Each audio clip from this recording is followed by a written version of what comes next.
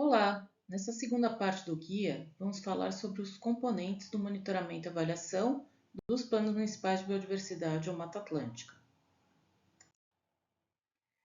Basicamente, são 4 componentes para o monitoramento e avaliação: o indicador, que é o que se deve medir, a linha de base, que é o ponto de partida, a situação atual do indicador antes da intervenção. A linha de base ela é crucial para a definição das metas, já que precisamos saber a situação atual para definir uma situação futura. Depois a meta, que é o valor esperado ao final da ação ou como resultado do plano. A meta ela pode ser pontual ou gradual, aumentando ao longo do tempo. E por fim, é importante saber quais as fontes de verificação, ou seja, onde vamos conseguir os dados ou as informações para o monitoramento do indicador. Os indicadores são formas de representar a realidade. Quando medidos ao longo do tempo, os indicadores documentam as mudanças, permitindo chegar a conclusões mais gerais sobre as tendências e entender se uma intervenção está ou não alcançando seus objetivos. Portanto, os indicadores são meios, não fins. E os indicadores devem ser numéricos sempre que possível e coerentes com a questão central do plano, né? E seus objetivos específicos, ou seja, a conservação e recuperação da vegetação nativa no município, resultando em ampliação, enriquecimento, conexão. Também o andamento das estratégias e dos projetos, ou seja, devem medir o avanço das ações propostas e o esforço feito no sentido da conservação e recuperação da vegetação nativa. Em princípio, para cada objetivo específico e estratégia, deve haver pelo menos um indicador. Da mesma forma, para cada ação do plano deve haver pelo menos um indicador. Em algumas situações, mais de um indicador pode ser necessário, ou um mesmo indicador pode servir para 2 ações distintas. Deve ser coerente também com os princípios da gestão participativa, ou seja, devem ser disponibilizados de uma forma palatável à sociedade e principalmente aos atores, com destaque para o acompanhamento pelo Conselho Municipal de Meio Ambiente. Bons indicadores devem seguir os critérios SMART, que são específico, o indicador é válido e descreve o problema subjacente, mensurável, exequível, depende de dados concretos obtidos através de métodos reproduzíveis, independente dos coletores individuais de informações. Atingível em relação às metas, ou seja, viável de acordo com a realidade do município, é relevante, resolve um problema importante para os usuários e relacionado com os objetivos de MA, é temporal, relacionado, portanto, ao tempo e metas para que se mostre o progresso durante a fase de execução. Também tem que ser pensado a viabilidade desses indicadores, né? Então, para isso é importante pensar nas fontes de verificação e os dados que são possíveis de se obter. Ou seja, cuidado ao definir os indicadores para que eles sejam úteis à avaliação, mas não compliquem ou inviabilizem a execução da ação. Não adianta definir indicadores que não serão utilizados por falta de verba ou pessoal para avaliar. Os indicadores devem ser apropriados à ação e também à realidade do município. Não devem ser nem tão poucos que as informações sejam insuficientes, nem tantos que a equipe se perca no mar de informações. Também é importante evitar a simplificação excessiva. Os indicadores padronizados, por exemplo, número de beneficiários, podem ser simples de relatar e atraentes para comparar, o que pode ser útil. Porém, podem não refletir o contexto local e deixar de capturar lições importantes, levando a conclusões enganosas. É importante definir a situação do município antes da definição de metas, implementação das ações e do plano com dados que serão comparados para monitorar os resultados e impactos atingidos ao longo do tempo. Isso significa definir uma linha de base. Depois de selecionar um conjunto final de indicadores, você deve estabelecer essa linha de base, com a qual as mudanças nos indicadores podem ser medidas. Uma linha de base é uma descrição da condição, situação inicial, antes de uma intervenção ser realizada. Ela fornece um ponto de referência fundamental para comparar a situação antes e depois de uma intervenção e avaliar as mudanças. Se não existir a informação sobre a linha de base, é importante inserir como uma primeira atividade do plano o levantamento inicial. Os gráficos ao lado aqui apresentam um exemplo de uma linha de base organizada pelo ICMBio sobre os animais em extinção no Brasil.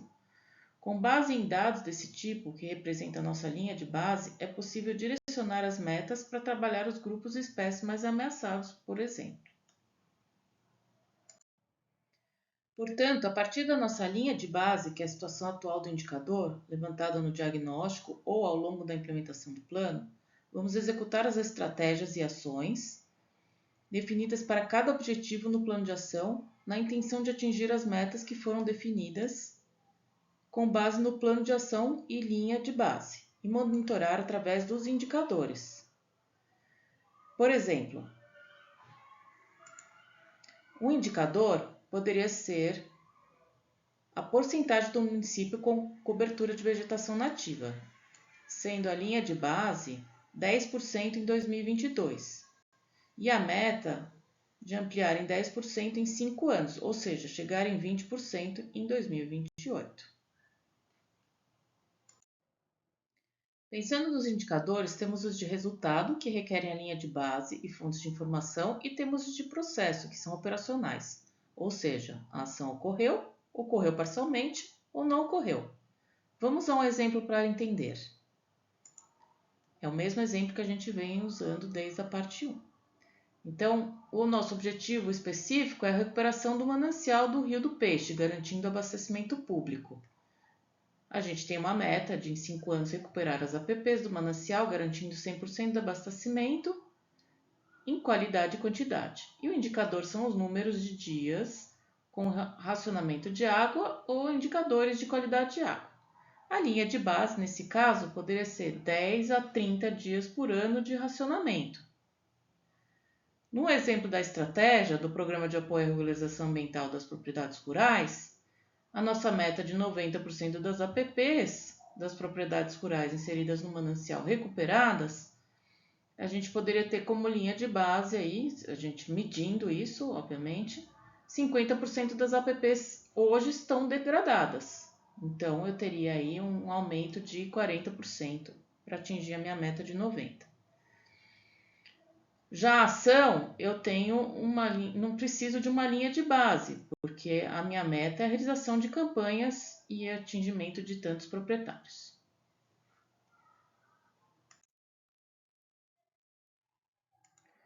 São vários os desafios do monitoramento e avaliação, sendo a disponibilidade ou obtenção de dados um dos principais, como por exemplo, mapeamentos com periodicidade mínima, censos de populações de fauna e flora ameaçadas, mapeamentos e dados com escala local.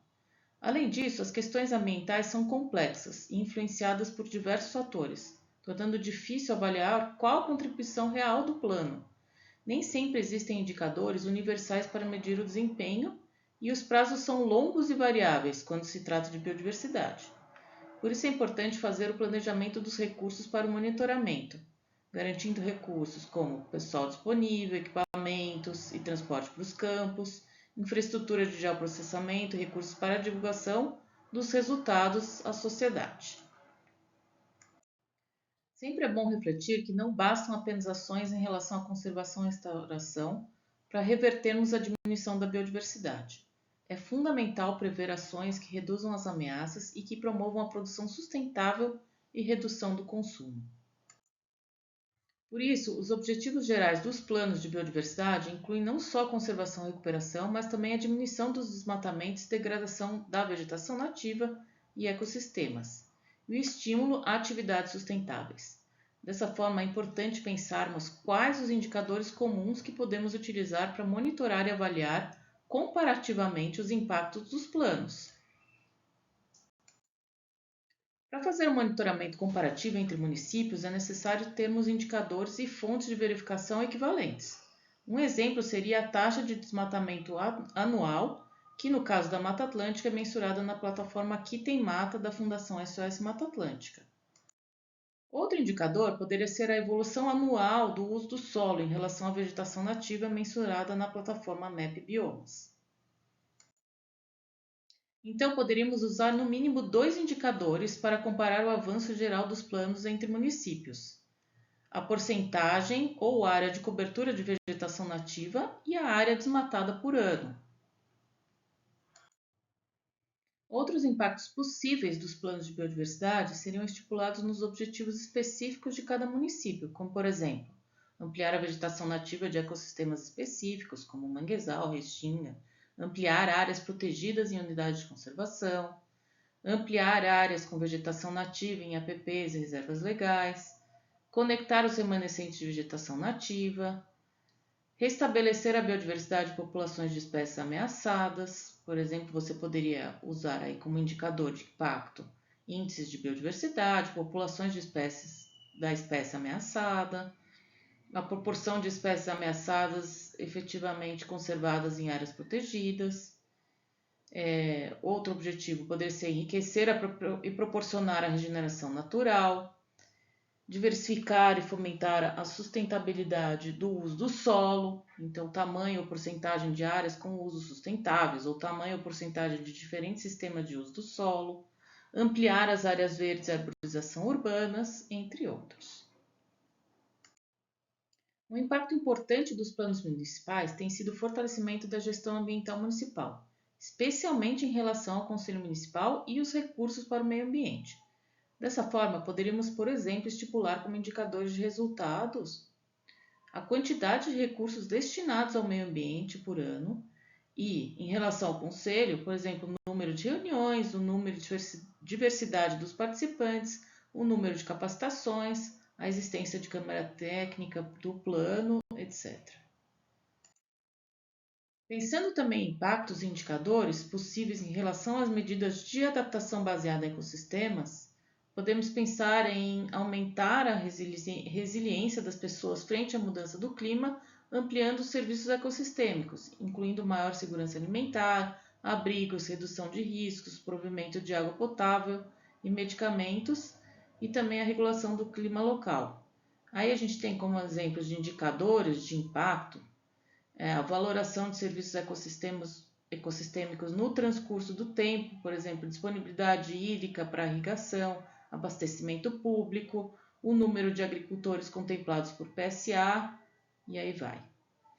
E a gente também poderia ter como objetivo diminuir a vulnerabilidade e os riscos climáticos. Então, alguns indicadores poderiam ser o número anual de pessoas afetadas em desastres naturais, as perdas patrimoniais em decorrência de desastres, o número ou porcentagem de população com vulnerabilidade reduzida, perdas econômicas nos sistemas de interesse, por exemplo, agricultura, etc. Não deixe de visitar o portal www.pmma.etc.br para mais informações e publicações. Na próxima e última parte desse guia, vamos falar sobre como operacionalizar o monitoramento e avaliação.